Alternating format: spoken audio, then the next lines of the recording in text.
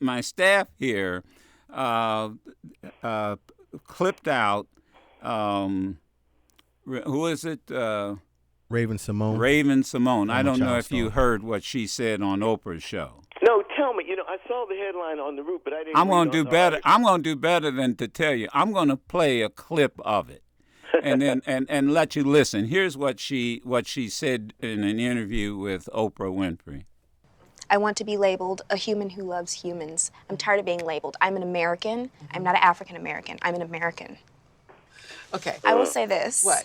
I mean, I don't know where my roots go to. I don't know how far back they go. I can't go on, I don't know how far back, and I don't know what country in Africa I'm from. But I do know that my roots are in Louisiana. I'm an American. And that's a colorless person, because we're all people. I have lots of things running through my veins. Yeah, that's what she said. Well, you want my reaction to that? Sure. I would say, well, in one sense, she's right that we all are fundamentally first and last human beings, all of God's children, as our people say. But on the other hand, you have been socially created, historically created, as she's a woman, and she is a person of color. And when she walks into a room, the first thing people see or think is not that, well, there is another human being. They think there is a woman and she is black. And I tell my students, I teach a big course at Harvard that the kids call Blackness 101. It's the Introduction to African American Studies. And I teach it with the great sociologist Larry Bobo, Lawrence Douglas Bobo.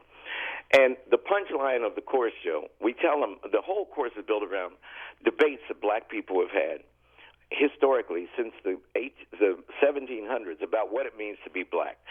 And the point is that there's never been one way to be black. So my last line is there are 42 million African Americans.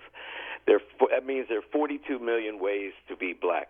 But woe to the black person who is not aware of the history and structures of racism. Because sooner or later you're going to raise your head and bump into something that's going to knock you out, and that something is structural institutional racism, which is a fundamental part of our society. And the only way we can overcome it is to be aware of it, critique it, and fight it. So one day, maybe Miss Simone's vision of a colorless America will come true, but it's not going to happen in our lifetime. And maybe she might want to get in touch with you. And I would love it. Wouldn't it? I mean, I see this. I would say to her, "Hey, let's hook up with Professor Gates. Let's do a swab. You know, we can check your DNA. That'll help you big time. And Yeah. we'll start there so that we make sure you go beyond Louisiana. Sure. I mean, and we'll show her where she's from in Africa, and we can tell her what percentages of European, Native American, and Sub-Saharan African ancestry she has, and we can tell her stories about her ancestors, and maybe she'll find people like Anna DeVere Smith has, but Basil Biggs, who actually black people who played a fundamental role in shaping American history. Right, yeah. And I don't understand people who say, I understand people who say, I want to be judged as a human being.